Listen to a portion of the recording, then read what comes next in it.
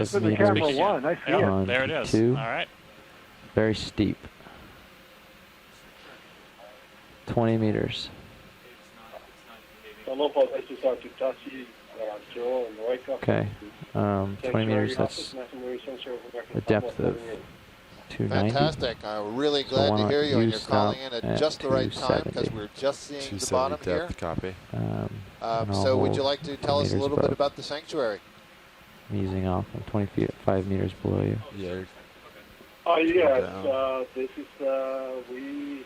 Altitude 15. One of our sites. This is a research site in our new unit.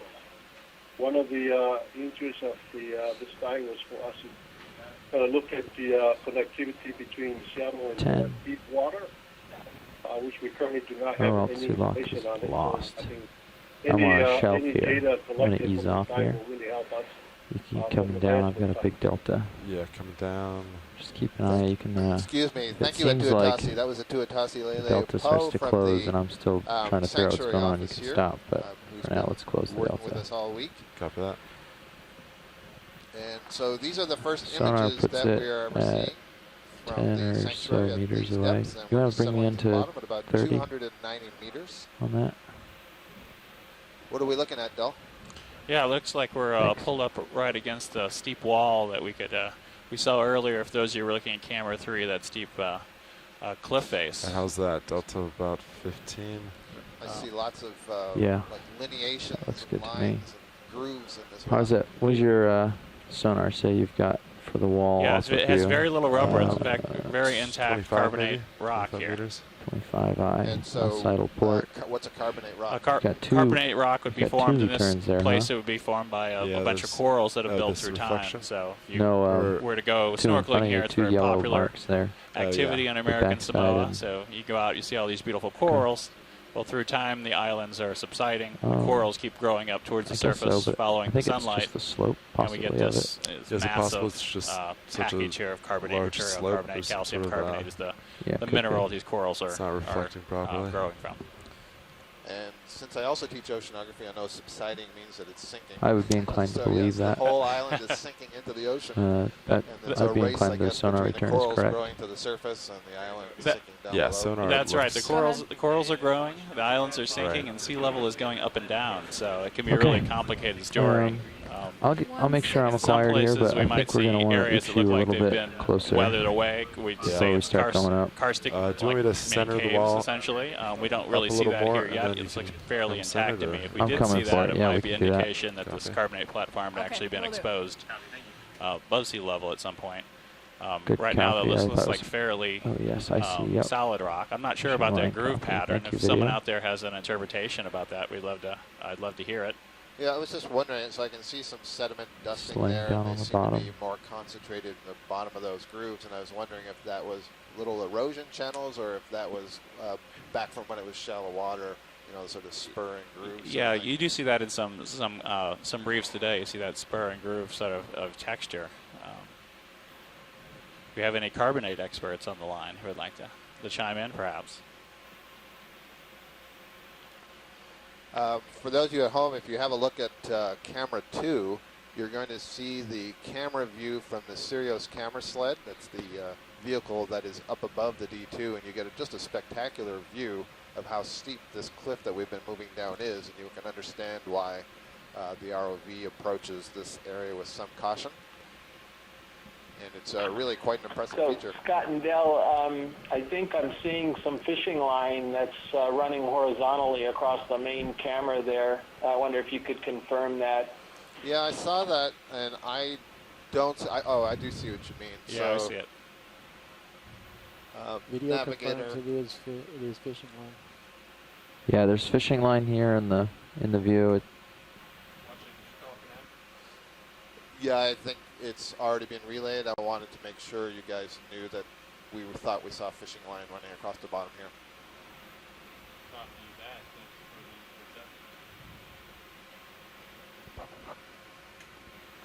Yeah, it goes off towards the left for a ways. I think we're going to see a bit of that. That was one today. of our known hazards here in this area. Also coil. Our dive There's also a strand going we up. expected to be on lookout, but I'm glad you spotted that, Bruce. Yeah, so yep, I guess this is a worthwhile time to point out that we have a number of scientists who are on shore who are following along in this dive at their home institutions or in exploration command centers. Why don't we get Sirius moved in a little closer so I can get above these and out of this area? Yeah, do you want to move 10 meters? In Hawaii and at Harbor Branch a little in more? Florida. No, and, no more than 10. It was one of them, I think, so I'm looking Pomponi was the first to note. She's at the Harbor Branch ECC, like that there may be fishing 335. line on the bottom, and a couple of other people noticed that and then relayed Yeah, that 10 meters to at us. And 335. so this like is just kind of a taste of telepresence where we have a number of different people in the community across the world who are tuned in, can make their own observations, relay that to us, and then we can act accordingly to those observations. In this case, we just want to be sure that that fishing line isn't up in the water so that it gets tangled on the ROV. And it looked like it was on the bottom, so we're fine there. But as we go forward, the next 3 weeks, we'll be diving for the next 20 days or so. 10 meters at some of these observations will be of the different animals that we see and requests for close-ups and zooms.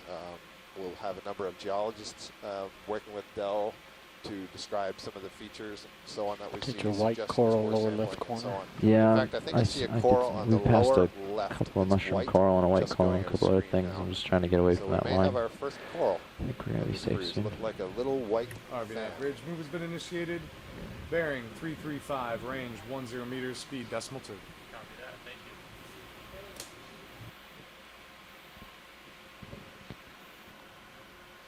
you. Nav, this is Watch Lead. Can you let me know if we're in operations mode now or if you guys are still settling out? Yeah, Watch Lead, I'll jump in on that. Nav's busy. We are settled in here. We were settled in a minute ago, but we saw that line, so we're just positioning ourselves away from that line, and then we're in a safe place now to continue. Copy that, pilot. Thank you. Yeah. How do you feel about deploying the lights so it get a wider pool? Yeah, we can do that. Let me back up a little. You can at the very least tow out the lowers, but I think you can bring the uppers all the way out so that they're towed back a little bit. Keep them safe. Copy that.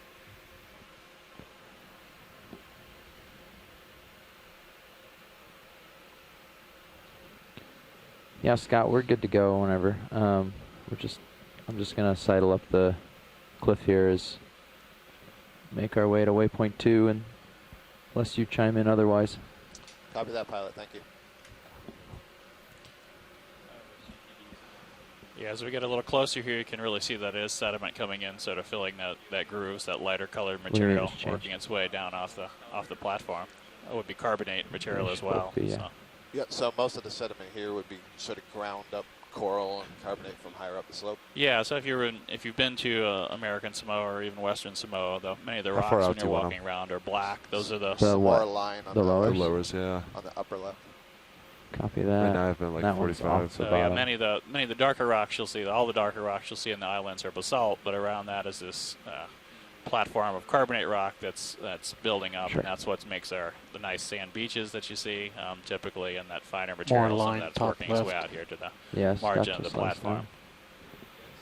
It'll be interesting to compare when we get further north and we're working on the seamounts, what kinds of sediments that we see there, and compare it to these emergent reefs. Yeah, so this same flat topography that we see here in the platform, we're going to see that on a number of seamounts keep seeing a lot of line like this. I'm not going to be stoked about doing this. In many cases, it'll be thousands of meters below the sea surface there because the volcanoes will have subsided, sunk 3 down meters so off. that I'm not much. sure how long Here it's still very shallow because this island is really young. 3 meters off. They're probably farther than that. Started forming about 5 million years ago. Yeah, then you're fine. As recently as like 500,000 years ago, we probably had some eruptions here in Western Samoa. So there's that line. It goes up over this way.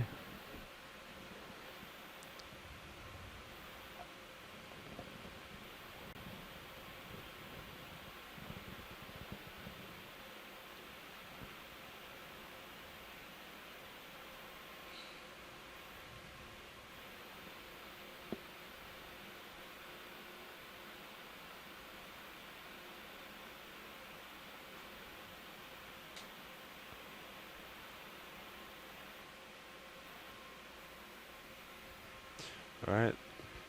Swing arms are deployed. Copy that.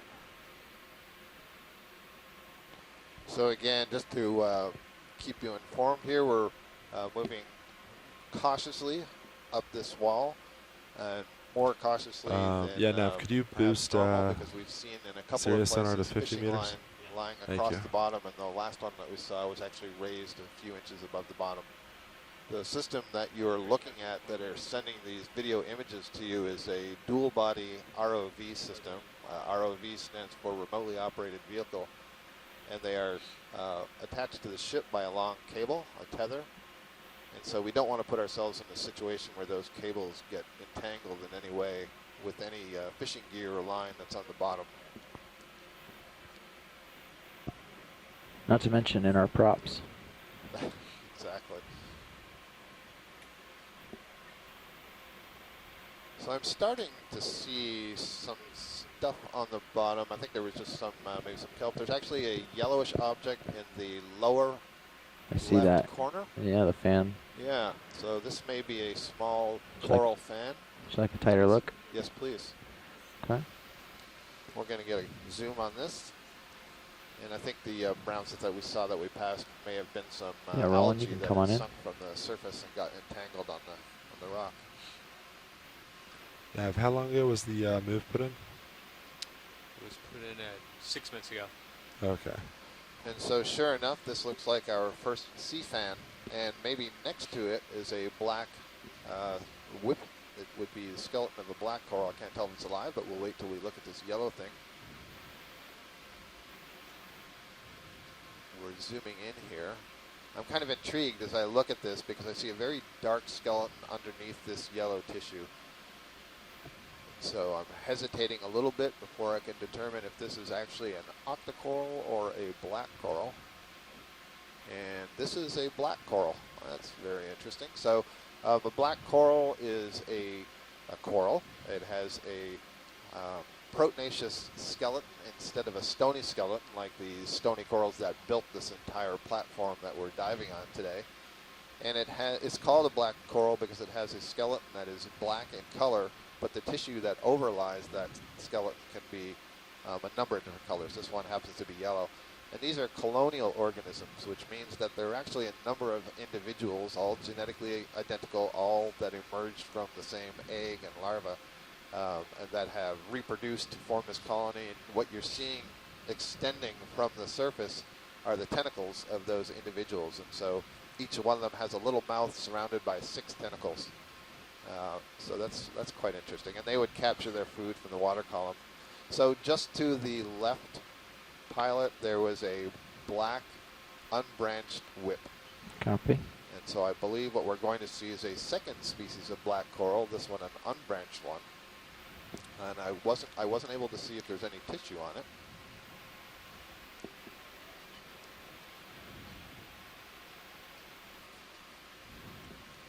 So Scott, I think this dive is rigged. The first 2 corals we see are a couple of the ones that you specialized in. I'm getting pretty suspicious here. You notice they're attached to these little rocks. You think maybe I dropped them over just to make sure we saw them? No, I did not do that. That is a joke. Yeah, so this is a black coral skeleton, and I am seeing some tissue on there. It is alive. Basically, we're looking at the back side. You may have noticed on that yellow one that all those little tentacles seem to be facing in one direction towards the right. Well, here, most of the tentacles are facing away from us, but as you see further up there on the left bottom side of the screen, it's kind of twisted, and so we see some very small tentacles. But sure enough, this is another black coral. I think there may have been a little anemone on it, and there was a little tiny sea star, a brittle star, not a sea star, excuse me, a brittle star on that black coral. So that's excellent. I'm also seeing a couple of polyps, cup corals. Little pink structures, one that just went off the screen down below. There we go, it's just coming onto the screen. So Scott, would this coral have attached in the sediment, or you think it got buried there? I believe this coral would be attached to the hard carbonate. Rock. Yeah, and there's just some sediment that's accumulated around the base. It's a structure called a holdfast. There is at least one group of black corals that does have the ability to anchor itself in mud, but you wouldn't see those at these depths. It'd be much, much deeper. So this little orange thing that you're looking at is a stony coral. So this is related to those shallow reef corals that build up the entire reef. But this one is a solitary coral, so it doesn't form a colony. It's just a little cup. It appears to have the worm just I off can't tell if screen the to the tentacles right. are retracted or it's just that they're a worm? so light Yeah. that what you're seeing Yes. is you're kind of looking through it. The white Right, lines that could you you see come are off from real actually quick? part of the skeleton that the soft tissue is sitting on. I'm just gonna adjust So something that's a real really quick. nice start. Let's resume our There's way a up. big cup We're trying coral to get there, up to Sky 250 meters, and we'll move along at that contour. Full light. Nice little Thank spot. 3 different kinds of corals in one little area. But they Did you may be, see the maybe larger buried soon. scleractinian? Under the sediments. Yeah. Yeah. Like, just That yeah, may be yeah, the yeah. problem with the cup corals. Yeah, That might not take much sediment before we wouldn't see them. Yeah. absolutely.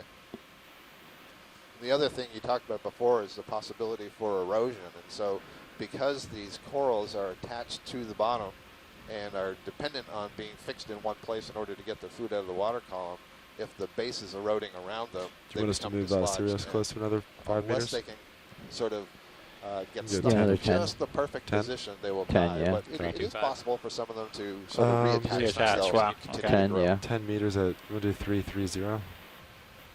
We're so shallow, it's easy to just keep tacking on as you need. Yeah. You know.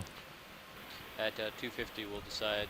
We're just north or south. passing Yes, 281 left meters depth. I believe we were on the bottom at about Okay. 290. Is that right? Yeah, So we we were kinda wanna a try to little make off the good- bottom. I don't pretty think we good ever progress quite made it to all the way 250. down. Ready I for a see. shot. Okay, so I guess I should say we started our traverse to the Right. wall and up. Right, we intended to hit the base, but we sort of ran into the wall, I think, at about 30 or 40 meters above.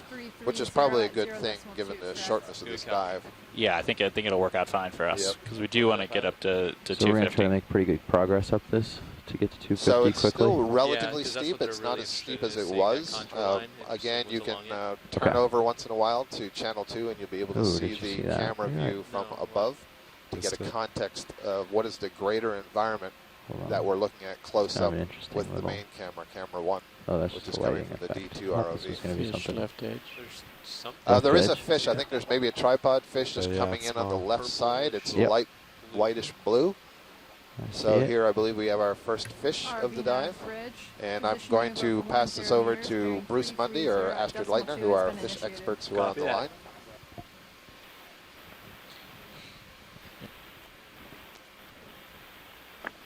I'm still waiting for it to appear on our video. I don't see it Yeah, yet. we're only Yeah, we getting haven't started. zoomed in I yet. couldn't see it. I think I'm wrong. It's This not. is a little it's too not a shallow tripod. for. Yeah, it's not a tripod, Bruce. Green eye. Now, this is too shallow for tripod fish. They tend to live deeper. This is one of the duckbill fish, I believe, but can't see if it has the yellow spots, and it's certainly not as prominent as the one species that we often see.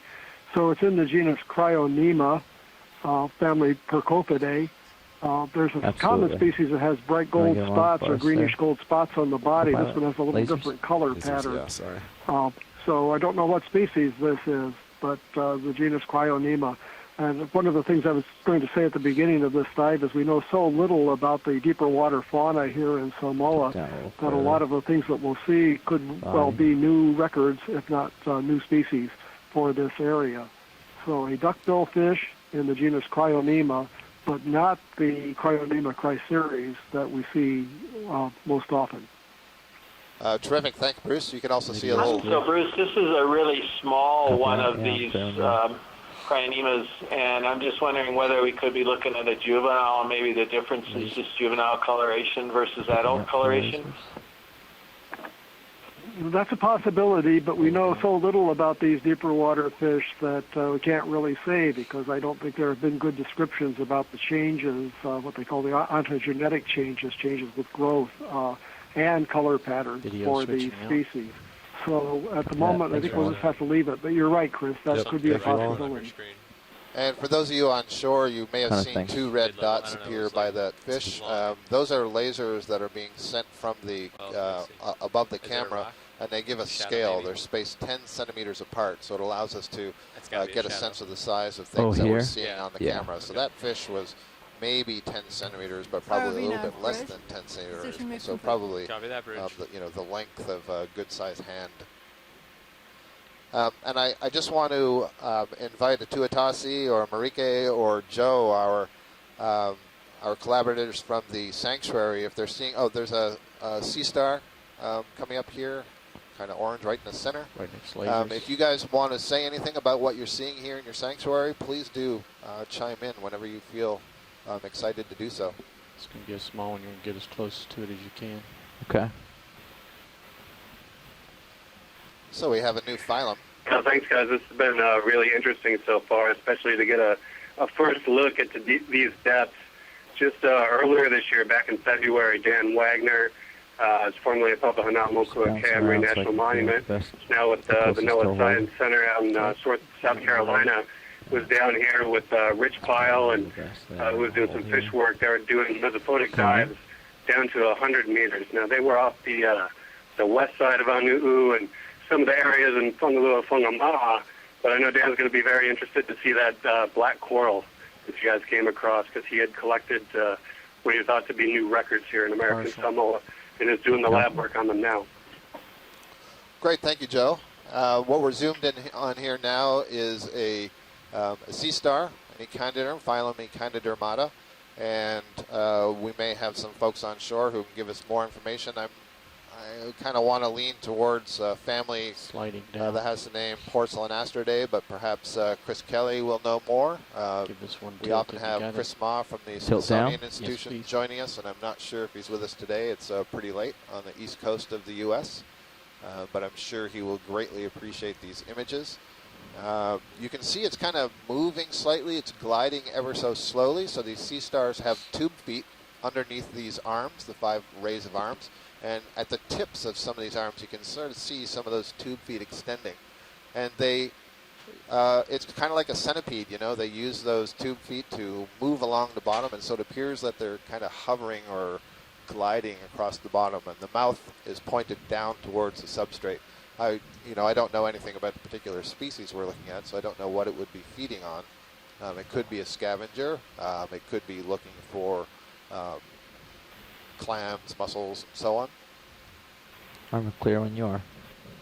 Chris Kelly, you have any idea? Hi, so Scott, go ahead, Chris. Scott, this is Chris at UH. So this is most likely going to be in the family Goniasteridae, and that's a pretty large family. And one of the things I was looking at, because we just met with Chris Ma a few weeks ago at the Smithsonian, and he was trying to educate me a little bit on these, is that you look for, among other things, whether or not the scales or the plates toward the ends of the arms are touching each other.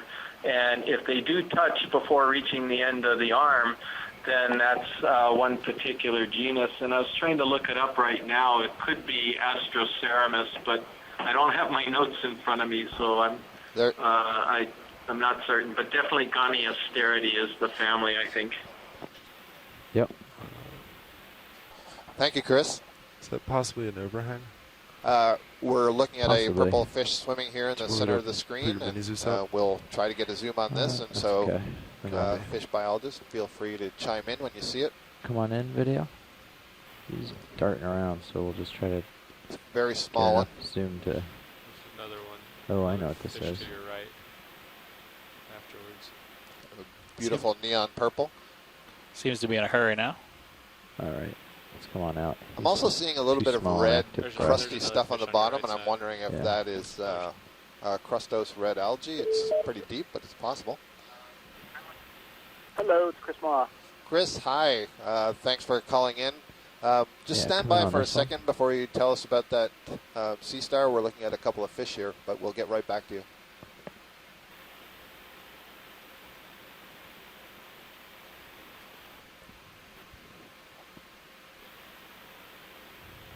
Bruce, Astrid, or anybody from... Yeah, go ahead. Go ahead. Okay, this is Bruce. I'm sorry, I stepped out for just a moment and the fish appeared. These are fish called grappos. And they're in the family Calanthiidae, which are called the splendid perches. The genus is Grammatinotus. And there are a number of species. That one looked like it had a diamond-shaped tail, which some of them have. A lot of the species are distinguished by the shape of the tail. Some of them are kind of have filaments coming off the end. Others are diamond-shaped like this. They're quite beautiful, as you saw, purple, violet fish. Some of them have yellow or orange markings. Some of them are entirely orange. They're a what they call a mesophotic fish. They live not at extreme depths, but at depths in which the sunlight is very dim, and we're getting up into those depths. We are in those depths, at the bottom fish depths. They're quite abundant. They are probably form of food. They're food for the larger groupers and snappers and the sharks that would come down to these depths. They're quite beautiful fish. If they were in shallower water, they'd be probably really popular as aquarium fish, but most of them live too deep to be collected by aquarium fish collectors. And new species of these keep being discovered. There was one described just a few months ago. So we don't really know as much about the taxonomy and species identity of these grappos as we should, but they're quite pretty fish. Okay. Genus Grammatinotus. Thanks a lot, Bruce. We're just having a close-up look right now at another one of the whip-like black corals. So we saw earlier we couldn't see the tentacles as well, but here you can see them very, very very clearly. You can see the black skeleton and the transparent white tissue. Careful as you come and up. Chris, just one more second. I just want to give an opportunity for Dell to say something here, because I see that the geology seems to be changing a little bit. Yeah, it looks like things are a little cracked out. Maybe this block has slid, and you saw those fish make quick work of that crevice there to hide in when the ROV came. So we haven't seen a lot of habitat like this when we first started. This is really the first place we've seen sort of a crevice where a fish might seek refuge from a large ROV or other predators. Great. So Chris Ma, thanks for calling in. So I guess you saw that sea star and were interested? Yes. I congratulate Chris Kelly. He's learned well. It is, in fact, Goniasterid. And you were close. I think he had said Astroceramus. This looks more, to me, however, like another genus called Rosaster. And the reason I say that is because there's a single series of plates that continues from the disc all the way along the center of the arm. And there are only 2 or 3 genera of sea stars that do that. Think of sea stars as kind of those 3-dimensional puzzles, like those. They're like boxes of fish, millions of little stars? plates, like interlocking ossicles. And basically, the pattern of these plates is how you identify them. And with Goniatherids, it is all about sort of figuring out which pattern it is. That's why they all look alike. So this one looks like a relatively commonly encountered one called Rosaster, although I've never seen one alive. So that's really neat. The one we're looking at now, you mean? If we ever actually saw one feeding on something, or it could just be a scavenger and you've already seen it feeding. So I'm happy to be among the phyla first seen on your leg. So thank you very much. Chris, don't hang up. Chris, what are we seeing right now? I'm still a little behind. So you guys, just from my perspective, you're just moving off the Antipatherian. So well, keep watching. That's what we'll tell you. Maybe come around for a little different perspective. And I'll stay on the line. Chris Kelly, you think the pink patches we're seeing here are sponge-related or red algae-related, or neither? That's a good pilot. I think it could be coral and algae, Scott, because we are at, I'm trying to read the depth here, it looks like 265 or something, and that's actually shallow enough to start to see coral and algae starting to appear. Thanks, Chris. Okay, thanks. Come on out. So again, we're trying to make some way up the slope here, so we can get into the I think it real bottom might be fish a little depths. overhung, but it's not. But we're seeing some interesting coral and echinoderms so far as we move up the slope here. And Chris was, and I agree, suggesting that this might be coral and red algae. So red algae are related to plants. They can photosynthesize, and there's a whole group of them that can deposit calcium carbonate into their cell walls. And so they have a very crustose appearance, and they can grow as these patches over the bottom. And they have pigments in their cells that allows them to use the only wavelengths of light that actually get down to this wave. Like most of the other wavelengths of light are scattered and absorbed in much more shallow regions, which is why you don't see we want to see what's coming, and algae I don't like the typically big hole. I want to bring any of our deep sea the dives, swing but arms we're back just to at that limit, so that might be what we were looking at. That looks bad. It's a little. Yeah. We also had a note from Ken. Oh, go ahead, Chris. Yep. Oh no, I was just going to point out that I'm now seeing starfish that you were seeing a few minutes ago. That's the lowers. Did you need to continue your narrative? No, please go ahead. This is a really good time for you to tell us about it. So the sea star that you're looking at, or that we were looking at, that was at the base of that black coral. That is what's in the genus Nepanthia, Nepanthia. It's a member of the family Next time, Asterinidae. go all the way up before you stop. This is a widespread kind of bunch of sea stars that is related to, if you're from the West Coast, bat stars, or if you're familiar with those little sea stars that live in your aquarium that come in with the rock. It's the same family, except they're kind of bigger and more filled out, as you were. They're awfully hard to tell from pictures, and I'll need to sort of give it some homework. But they're commonly encountered in the Mesophotic zone down to this sort of upper continental shelf depth. So between maybe 50 to 500 meters. Thanks. And no one knows much about them. So that one was surprisingly colorful. So thank you. Oh, to the right. Oh, out there. Yeah, sorry. I saw the top left one. I thought that was what you were going for.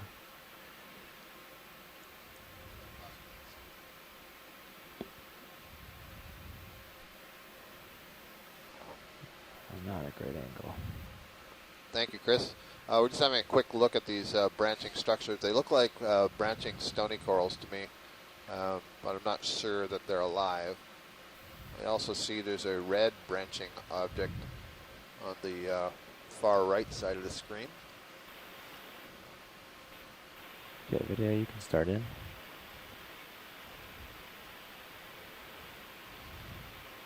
Well, maybe it is alive.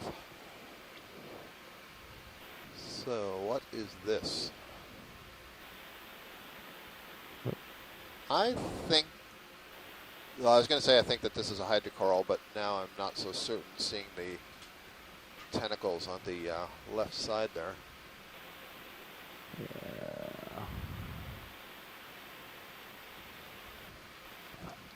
So we're in depths that I am really not very familiar with, so I won't be able to identify many of these corals today. There is a sort of a pinkish red one on the right side of your screen. That is possibly also a hydrocoral. So a hydrocoral is another type of coral. It's in a group that's different from the stony corals and the black corals that we saw. But they form these calcareous skeletons. So you can see that the skeleton is looks very stony. You know, it's very rigid. It isn't moving in the current or anything like that. You can see there's a very regular pattern of the way that the polyps are emerging from it. There are these little volcanoes. It's a good theme I like to it. use, yeah. And you can see there's some little rings of tentacles that are coming out of the tips of those volcanoes, but it's too small to be able to determine what it is. The size of it and the size of the polyps does make me think that it's a hydrozoan hydrocoral. And common names for hydrocorals, not this one, but if you've heard of fire corals or lace corals, those are examples of hydrocorals. I have no idea what kind that would be.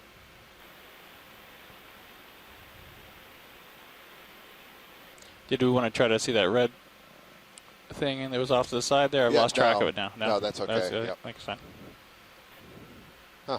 Oh, that's sediment. I guess that white in that crack. I thought it was staining, but I guess it's some sediments in there. Sometimes we see different organisms, octopus and stuff, kind of tucked away into cracks and crevices. And earlier we were zoomed in on, perhaps it was the first sea star that we saw. When we went in, it was near a crack. I noticed a tube of some kind retract, and I believe it may have been a siphon of some kind of clam or mussel or something. You can still see some of this pink shading on the bottom, which is the which we're hypothesizing may be crustose red algae.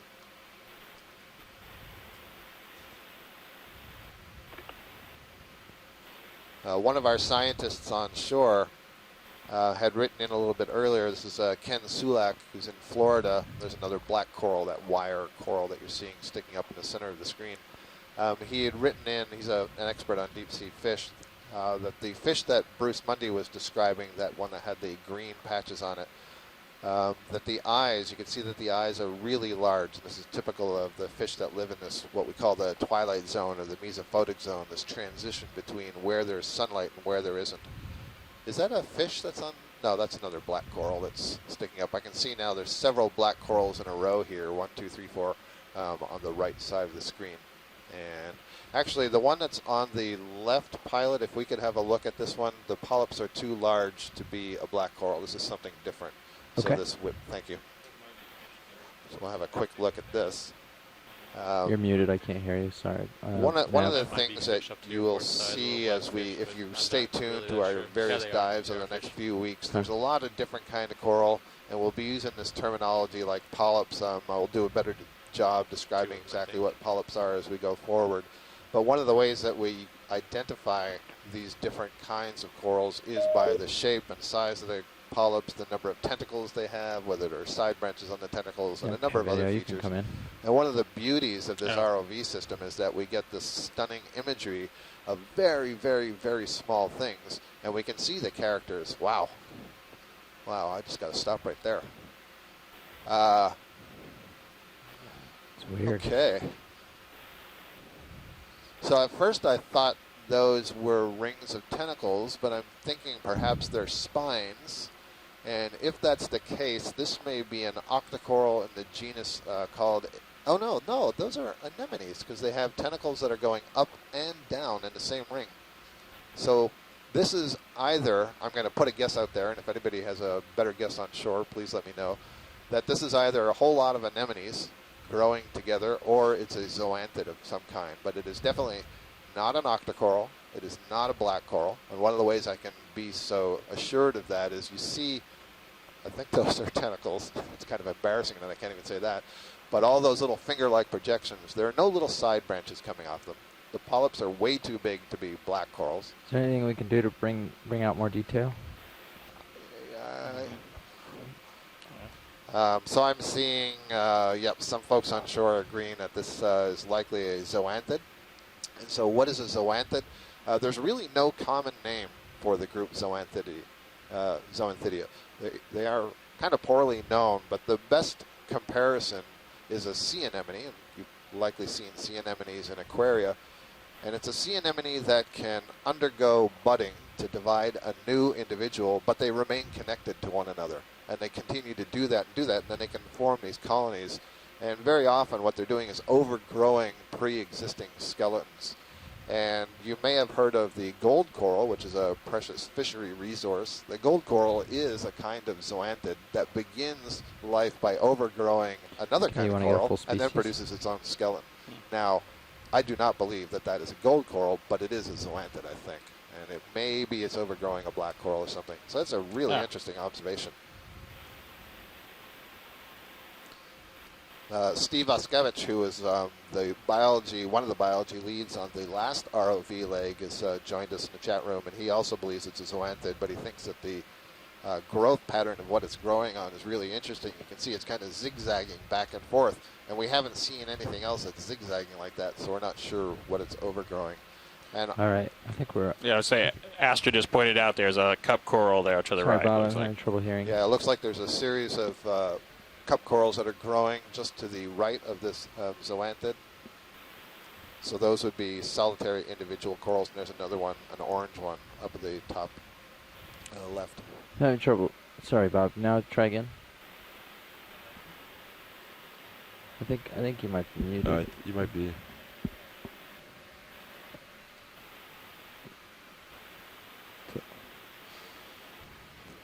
I see Asako Matsumoto, who's an octocoral specialist from Japan. On the same species. Was asking, is it possible Parasitidae? Okay. And I'm not sure if she was referring to this one or to a previous octocoral that we've seen. But this is not Parasitidae, but it may have been earlier on. Oh, is that there's a shrimp, there's a crustacean of some kind also, just to the bottom of the screen, to the right of the colony. Yep, looks like maybe it's a shrimp of some kind. It's got some banded legs, red and white. And it looks like it's sticking out of a tube or a little burrow in the bottom. Yeah. And this is one of the interesting things of being able to look with these cameras and all these nooks and crannies. There's so many different organisms. The biodiversity is in part structured by the complexity of the bottom. The more rough bottom you have, the more hidey holes and tree-like corals that are growing up, the more things can settle on those or hide in the holes. Too. Right. I think we can go wide. Do the whole category. Chris, your microphone's on. Chris Kelly. Yeah, I can see Sorry, Scott. I had the mic on. Apologize. No problem. I think that shrimp, or what you called a shrimp, was actually a squat lobster in the genus Bobomunida in the family Munididae. It's got characterized by those candy cane striped claws that were very elongate. All right. Great, thank you, Chris. Serious also maybe, is that a let's blue figure out which way we're purple going. fish there? Oh yeah, 252. Right. So, are we trying to meet, find 250 meters on the nose, or is there something we're looking for specifically?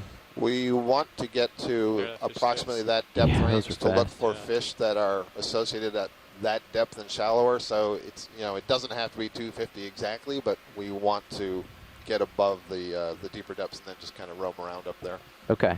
I just didn't know if we were looking for a specific, geological feature. Bruce, did you see those large fish that just swam through from the upper left? I think they could have been brahmids, but I'm not sure. Yeah, we could. I saw them, but I couldn't get a look. I couldn't see if they were brahmids or if they were Seriola, amberjack. They went too fast. They were really zipping by. On your right side there, there's a... They were sort of... They were too short and deep-bodied for Seriola, Bruce, but Astrid has some comments here, too. No, I disagree with Chris. I think they were too deep-bodied to be Seriola. They may come back in a view. Okay, well, they could be. They were Humagistus. They were hanging out. They were hanging out on one of the other camera views for a while. The fish? The fish were, yeah. Mike White had pointed them out, so perhaps we'll see them again. Possibly a fishing line, too. Yeah, I see that. Yeah. Yep. Annie White, one of the video team, just played a replay for me, and I saw that fairly large fish swim by. Did you see the line on? I don't know my fish, starboard. but it was kind of the shape of a tang, there. I thought, as it went up the Just slope. backing away from it before I turn. Yeah. Yeah, see it in the top right. Yeah, the tang shape would be roughly equivalent, not the same, but close to the brahmids, which are called pomfrets. They're also called manchong in Hawaii. There's more fishing line, by the way, on the bottom there that I see on the upper right. So that's also a commercially important fish, the manchong or the brahmids. There's a genus called Humagistus. That's a possibility. There's another genus, Pterochtictes, that has a longer forked tail. That's a possibility, too. But again, I didn't see them, so I can't say for sure. Well, we'll have some, maybe we'll have some images of them, Bruce, that we can check out after the dive. And I'm seeing another black coral, perhaps, that we just passed over. And we're at about 247 meters depth, so about the range that we're trying to get up to. And there's a fish in the center of the screen, striped.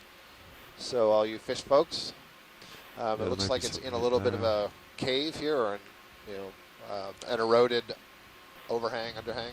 Yeah, the way these reefs grow, we tend to get more habitat, perhaps than we would with other kinds of rocks. And these reefs, when they get buried later, become big, very economically imported as traps for hydrocarbons and things like that. So I'm also, as you're looking at the fish, I see that there's a ring of things. Go ahead, Bruce. Yeah, there's a whole school of fish here. This is a grouper in the genus Cephalophilus. It's a different genus than we've seen before. And the species name is a Japanese name that I can't remember off the top of my head, but I'll look it up and put that into the chat log. But that's a small grouper species, quite colorful. Thank you, Bruce. And you can see it's swimming behind all these shrimp, and that it's going to get brighter and little cave that it came out of. I also saw lots and lots of these shrimp. I thought they were structures attached to the bottom and waving, but it turns out that they're these guys. You see very thin legs, very long and thin legs, long antennae that they use to probe their environment. Oh, I also see, I think, a stoloniferous octocoral growing here. That means it's an octocoral that grows like a ribbon. So it's a coral that instead of forming a skeleton, its tissue is a ribbon along the surface. So you can see these whitish tubes that are emerging from the rock pointed towards the left side. I believe that's what those are. Oh, and there's another. Well, that doesn't look. Well. More amberjack, or whatever they are. Come out wide. Come out wide. Yeah, it's big. He went into this tunnel. He's got to come back out. There's that, and there's one that went into the cave there. Okay, these are a type of snapper. They're in a genus Paracesio, and I'll have to look up the species. It could take me a little time to get that. I put the name of the grouper into the chat room and also into the event log. I think there's a Paracesio sordidus, and there's another one that has this type of pattern. I'm not familiar with these because they don't occur in Hawaii. I did see them on a submersible dive at Rose Atoll a long time ago, but that's embarrassing. That was probably a couple of decades ago, so I'll have to look that up. I know what you were zooming on. What you were going for. Thank you, Bruce. That's the voice of Bruce Mundy. He's at NOAA Fisheries in Honolulu. And he is participating today from the Exploration Command Center on Ford Island. We'll actually nav. Nav, this is Watch Lead, but I can just barely hear you. Hey, this better?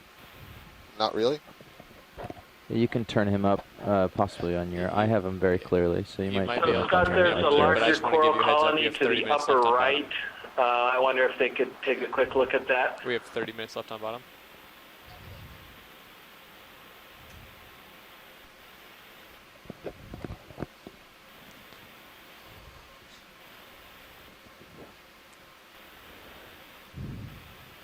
So we're going to have a close look at this coral. I also see there's something blue at its base. Do you want us to go up serious closer? And I was just informed by the navigator. I'm unfortunately, due to all the logistical problems that we were fighting today, as he said, it's going to be a pretty short dive. We only have about 30 minutes of bottom time. Bridge, RV nav. Go ahead. Okay, we're ready for a ship move. 10 this meters, is going to be an octocoral, a sea fan. Okay, You've heard the general term sea fan. This is a classic sea fan here. Good copy. And I see in its arms is a brittle star, and there's also a sea spider, I believe, walking across the back side there. Maybe we can just get a zoom on the sea spider before we move any further. Yep. Yeah. Thank you. Stop coming around. That is not a sea spider. Holding. It's interesting. It's really not the traditional picnic gunner we've seen. Ooh. RV nav bridge, move up right now, all I can say is it's not a sea spider. It's an arthropod of some kind, and I'm not sure if it's some kind of crab or some kind of isopod. You would have to see a little bit more detail about the abdomen. It looks to me like the abdomen was kind of flexed underneath the body, which is characteristic of squat lobsters. Detail. But I don't believe I've ever seen squat lobsters that have legs quite that long. Try to be more stable. And it's walking on this sea fan, as I said. That's a member of the phylum Cnidaria. Try to point the and the lights Cnidarians are broken up into a number of major groups, one of which is the Anthozoa, and that's where you find all the different kinds of stony corals, black corals, and then the octocorals. And within the group Octocoralia, there's a lot of diversity. Down. And so I'm wondering if this is going to be something in the genus Paraceus or something close to it, and I'm saying that based on the thickness of the branches and the appearance of the tissue. Okay. Too far.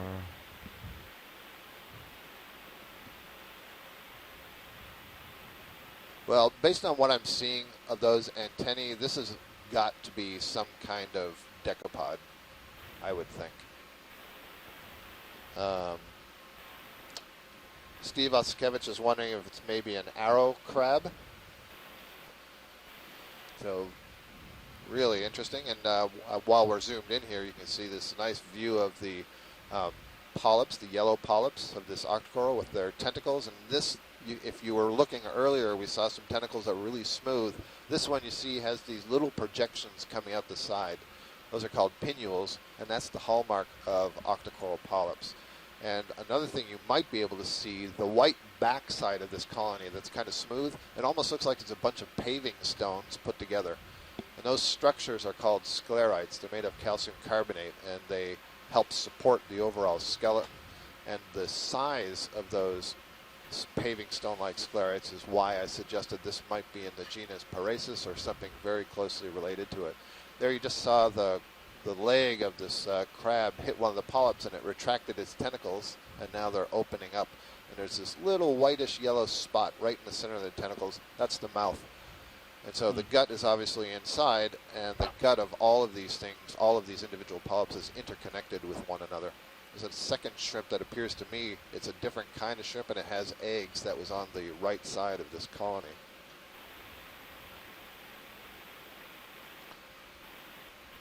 Okay. So that's great. Thank you, pilot. It's a nice observation.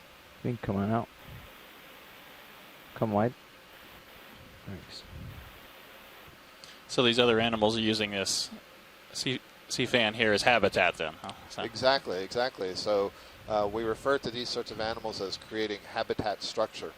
And especially, the coral itself is a suspension feeder. And so all of those polyps with their tentacles are trying to grab food from the water column. And so that food is going to be drifting by periodically. And so the faster the currents, the more food is going to be drifting by. And so it's a good idea to try to get up into those faster currents. And the further you get away from the bottom, the faster the currents are in general. And theoretically, you know, they'd be zero at the bottom. So any other animal that is also looking to get stuff out of the water column would be to its advantage to climb up onto these corals. We'll see sponges do that as well and take advantage. But we also saw a couple of what are called brittle stars or snake stars, and they had their arms tightly wrapped around. They're probably feeding either on the mucus that's being secreted by the colony or on other little bits and pieces of food that are getting stuck as the water flows past them. I see. There's some interesting view here, huh? We have a number of scientists who are involved here in the chat room who are interested in all these what we call associates of the corals. And as you suggested, if you have this sort of habitat structure, it provides a different kind of habitat for other organisms. So it increases the biodiversity of the overall area. If you didn't have these corals, you might not have some of the associates, especially the ones that are very dependent on the particular species that it's growing on. So Scott, we're about just above 240 meters, and I understand we want to transect along the wall at that. Copy that, pilot. And we had left it optional. That is correct. And we had left it optional to go to the west or the east, depending on how the conditions were best for you to operate. Okay. I'll consult with Nav and see what's best. And I think if you're ready, we can start that. We are definitely ready. Okay. So we're going to begin our horizontal movement now. We've gotten up to about 240 meters, 239 and a half meters to be exact. The water temperature is still really high. If we move apparently is about towards the west, keeps our tether out that way. That's the only thing I was thinking, tether. We're going to move along here. We've seen 3 or 4 species of fish, and we're going to see if we can see more of these fish and other species of fish that are using this particular area. Yeah, I'll push along this way a little ways and cover some ground. We can see what it looks like, and then Cytoserios along with it. Pilot, let me just say, and obviously you saw it yourself, that the fish seem to like to use those little cave-like features. So if you see some features like that, feel free to move in on them yourself. Okay. Yeah, I'll keep an eye out for large caves. There's that one below us was the one we had investigated already, so I'd copy there. that. Oh, another something here. More line. I think that is more line. A lot of it. I'm up pretty high right now, so that's We're not close to that yet.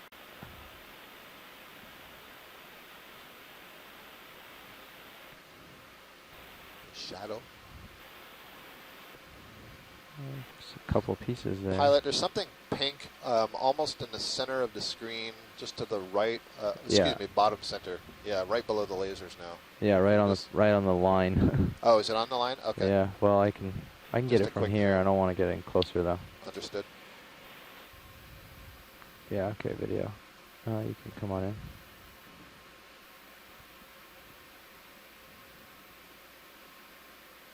Oh, this looks like it is a crinoid living on a black coral. So a crinoid. Is that a crinoid? No, this is one of those. We saw one of these on the last. This is a sea star. Yeah, actually. yeah, we saw one of these crazy things. I think it's a sea star, Scott. Could be Brazingid. Yep, it absolutely is a sea star. So they're both related, the crinoids and the sea stars. They're all echinoderms, so they have tube feet. And one of the difference, well, I'm not going to talk about what a crinoid is now because we're looking at the sea star. You can see it's got many more than 5 arms. And I suspect we will hear again from Chris Ma. That was Chris Kelly who heard just a second ago, and he suggested it might be a Brasingid. That's the name of a family, the Brasingidae, which are a group of sea stars that actually put their arms up into the water in order to capture food particles, whereas most other sea stars, are moving along the bottom and feeding. And so this is a great example, Del, of what we were just talking about, because this is a suspension feeder, so it's kind of climbed up onto this black coral to get itself higher off the bottom. All right, video, come on out. What I've learned from Chris Ma is that the thick spines that you see there, he describes them, or it's been written in a paper, and he's relayed this information, that the spines are almost covered in socks, and the socks are like Velcro. They have a whole bunch of hooks with them, and they can snag small crustaceans out of the water, and then those are transferred to the mouth for feeding.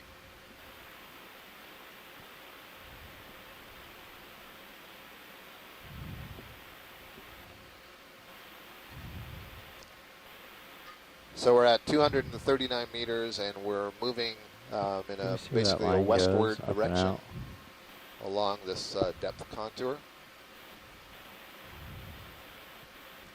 And I think all of you can see running along the screen from about the mid-right side to the upper center, there is a line, which is possibly a discarded fishing line, and so we just want to avoid that. I can see another one of these fan corals in the center ahead.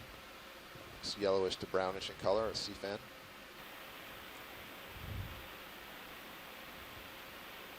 There's also another black coral below that.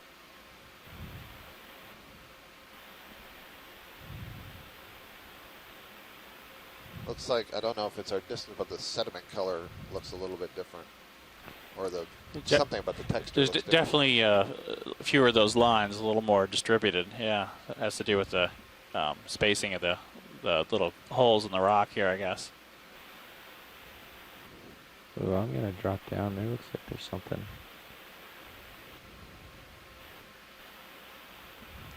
I'm going to rotate a little port to keep in view. Yeah, that sounds good.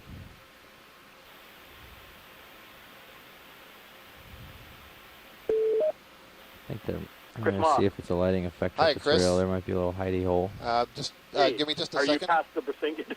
Yeah, we are past the Brasingid. We're moving a little bit quickly today because we have so little time, but I'll give you a second to chat about it just a moment. I just want to point out that there were 5 or 6 or 7 of these wire-like coils, and these are all, again, black coral colonies. We had a close look at one earlier.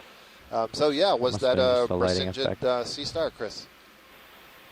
Yes, and in fact, it made me very excited because that is Brasingaster. That's sort of a shallow water Brasingid. You saw there was one of these that you imaged on the last day of Santiago's dive, and I think they collected it. I've seen lots of those further south, and I've seen them in Japan, but this is the first time that I've heard of them occurring in this area. So I'm really enthused because they're really beautiful animals, but these are also they're shallow water Brasingids. There are places in South Africa where you can literally see these with rebreathers if you're diving there. All right. So they can occur at sort of lower end Mesophotic, upper end like 100 to 300 meter depth. Yeah. I'm not sure yet if this is the same species that occurs near New Caledonia and Mauritius, but they're sort of more intermediate in morphology between sort of shallow water sea stars and Brisingis in the classic sense. So seeing them alive is really lovely, and seeing them on substratum